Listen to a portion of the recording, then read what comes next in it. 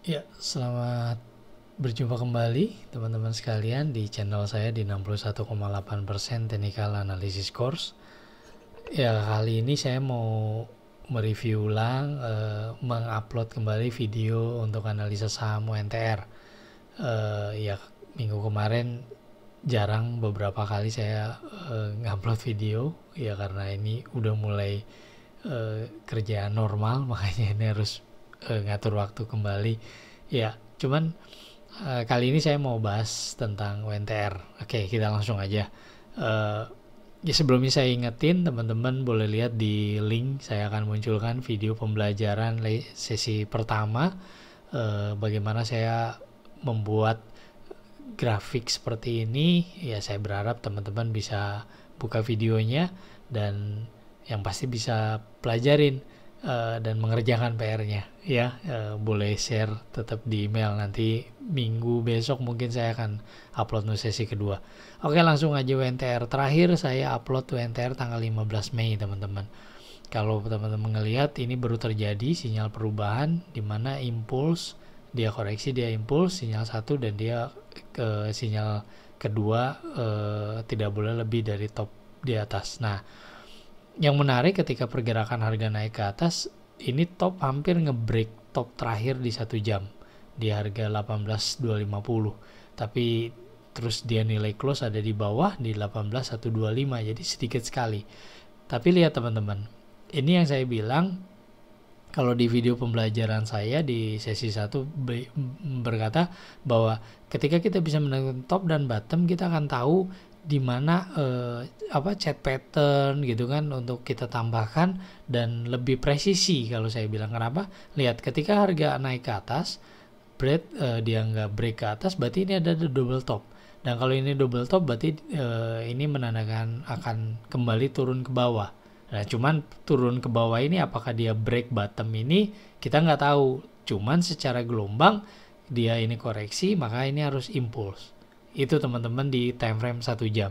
Sekali lagi, mungkin beberapa orang berpikir atau teman-teman yang masuk ke channel saya melihat saya bertrading dengan time frame yang kecil 1 jam atau 5 menit. Enggak selalu teman-teman, karena kita bisa ngelihat di time frame yang lebih besar.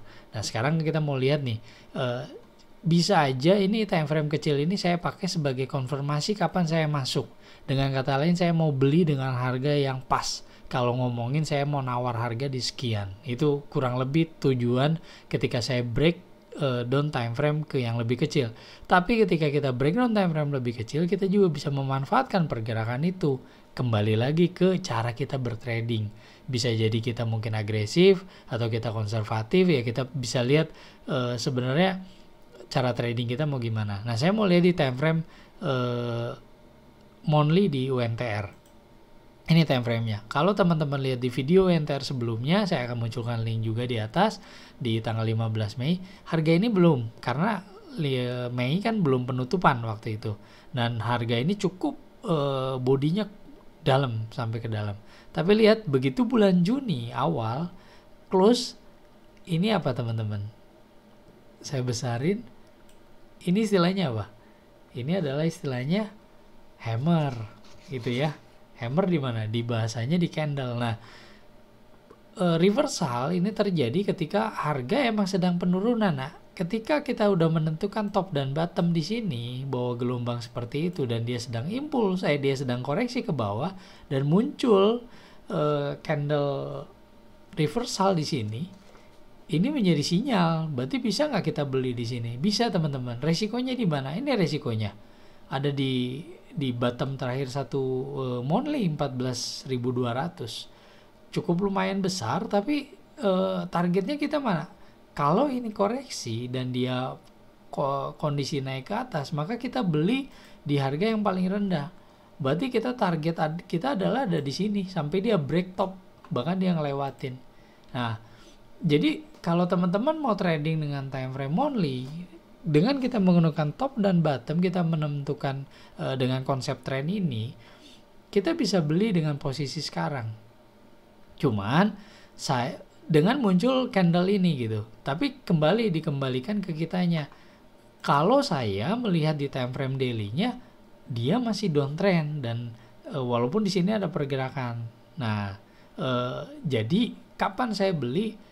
Opsi saya dua, bisa jadi ketika break top ini atau dia break bottom ini.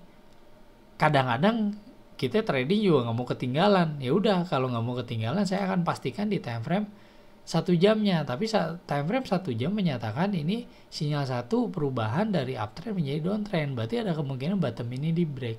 Makanya bisa nunggu. Cuman salah nggak kita beli sini? Nggak, ini confirm loh. Lihat, ketika kita menentukan ini kan impuls, dia sedang koreksi turun, muncul shooting star, hammer.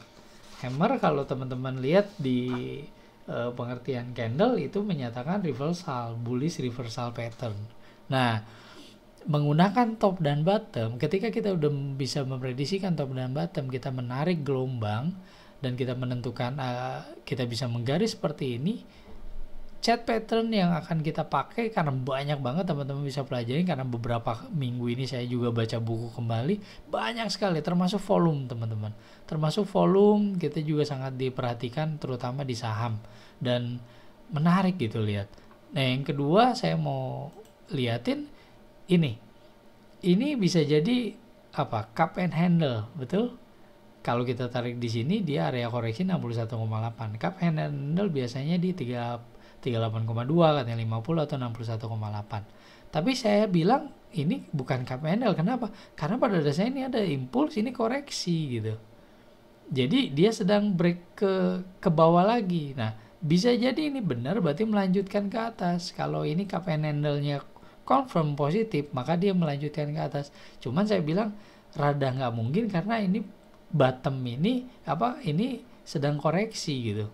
Apakah dia nanti break ke atas? Ya kita lihat, karena di time frame 1 jamnya menyatakan impuls bottom ini, sinyal pertama perubahan ini adalah area koreksi, walaupun ini jadi double bottom. Nah, itu teman-teman, emang mungkin kesannya pusing dengan melihat semuanya, tapi bagi saya lambat laun ketika kita bertrading menggunakan konsep trend ini cukup nyaman. Kita tambahin dengan indikator sekalipun, makanya dasar teorinya kita harus paham. Dan saya ngelihat, opini saya tetap bahwa ini yang paling harus kita kuasain dulu ketika kita belajar analisa teknikal. Teman-teman bisa baca tentang Dow teori, di situ semuanya tentang awal untuk kita mulai masuk. Karena kita kayak masuk ke indikator, chart pattern, kita harus menentukan dulu top dan bottom. Karena kalau enggak nanti kita bisa salah memprediksi pergerakan atau menganalisa, oh ini chart patternnya ini head and shoulder atau apapun itu gitu.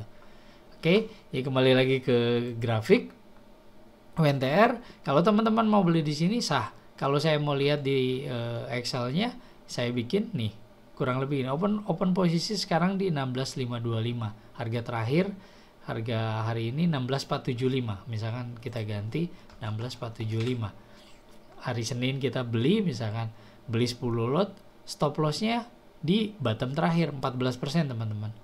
Targetnya 136%. Kalau kita ngambil 10 lot sekian. Tapi sanggup nggak? Ya kalau kita long term, kita swing trader atau bahkan ini position trader, kalau kita beli di sini, ini confirm candle ini hammer muncul gitu kan. Di saat emang dia sedang turun ke bawah, berarti dia naik ke atas. Tapi dibatasin karena sekali lagi kita hanya mengikuti market gitu. Kita punya tahu batasan ada di sini, ini stop loss kita. Targetnya besar, tapi resiko juga jangan lupa. Gitu teman-teman. Nah, time frame 1 harinya dia masih downtrend. Kalau saya masih menunggu apakah bottom ini di break. Kita tinggal lihat Senin. Saya bisa berubah, saya akan ambil mungkin posisi monthly-nya saya beli nanti Senin di time frame ini. Ya udah saya buy aja nanti misalkan.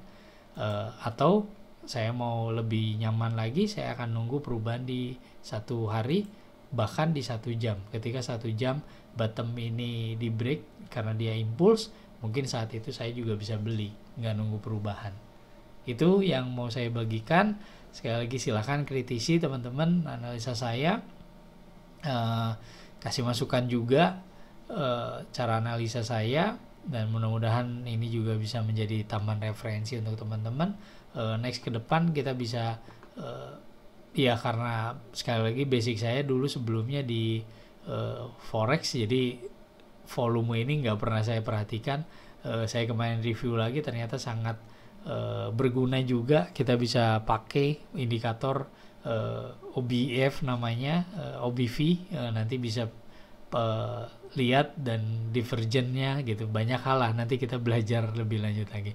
Oke, sekali lagi terima kasih sudah mampir di channel saya, dan sekali lagi saya sangat terbuka, kasih masukan ke saya untuk buat video lebih baik lagi. Ya, itu aja. Terima kasih dan sampai ketemu di video-video selanjutnya.